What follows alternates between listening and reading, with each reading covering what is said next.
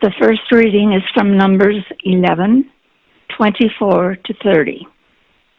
So Moses went out and told the people the words of the Lord, and he gathered 70 men of the elders of the people and placed them around the tent. Then the Lord came down in the cloud and spoke to him, and took some of the Spirit that was on him and put it on the 70 elders. And as soon as the Spirit rested on them, they prophesied. But they did not continue doing it.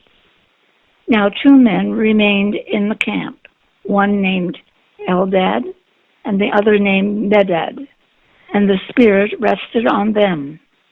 They were among those registered, but they had not gone out to the tent, and so they prophesied in the camp. And a young man ran and told Moses, Eldad and Medad are prophesying in the camp. And Joshua the son of Nun, the assistant of Moses from his youth, said, My lord Moses, stop them. But Moses said to him, Are you jealous for my sake? Would that all the Lord's people were prophets, that the Lord would put his Spirit on them. And Moses and the elders of Israel returned to the camp.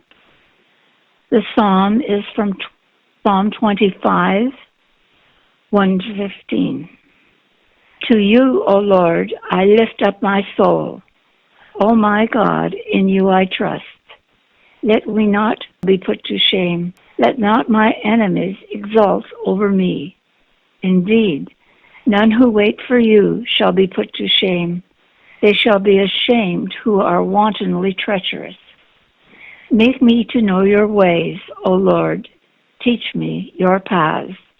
Lead me in your truth and teach me, for you are the God of my salvation. For you I wait all the day long. Remember your mercy, O Lord, and your steadfast love, for they have been from old. Remember not the sins of my youth, or my transgressions. According to your steadfast love, remember me, for the sake of your goodness, O Lord. Good and upright is the Lord. Therefore he instructs sinners in the way.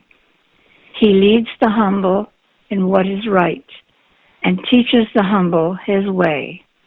All the paths of the Lord are steadfast love and faithfulness for those who keep his covenant and his testimonies. For your name's sake, O Lord, pardon my guilt, for it is great. Who is the man who fears the Lord? Him will he instruct in the way that he should choose. His soul shall abide in well-being, and his offspring shall inherit the land.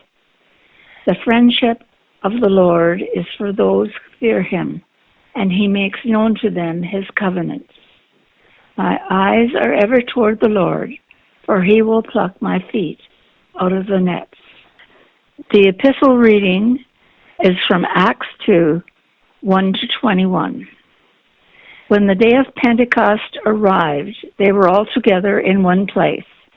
And suddenly there came from heaven a sound like a mighty rushing wind, and it filled the entire house where they were sitting. And divided tongues as of fire appeared to them and rested on each one of them. And they were all filled with the Holy Spirit and began to speak in other tongues as the Spirit gave them utterance. Now there were dwelling in Jerusalem Jews, devout men from every nation under heaven. And at this sound the multitude came together, and they were bewildered, because each one was hearing them speak in his own language. And they were amazed and astonished, saying, Are not all these who are speaking Galileans? And how is it that we hear each of us in his own native language?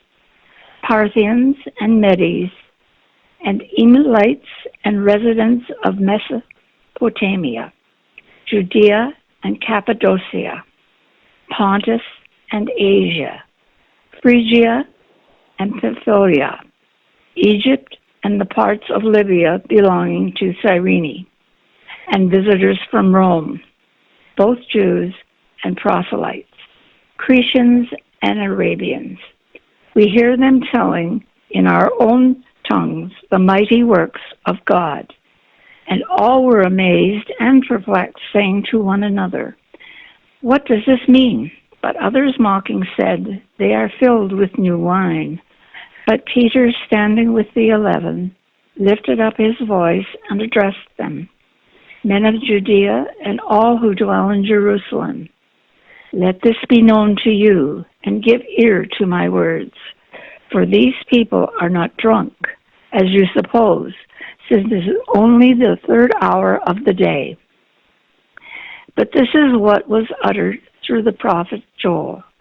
And in the last days it shall be, God declares, that I will pour out my spirit on all flesh, and your sons and your daughters shall prophesy, and your young men shall see visions, and your old men shall dream dreams.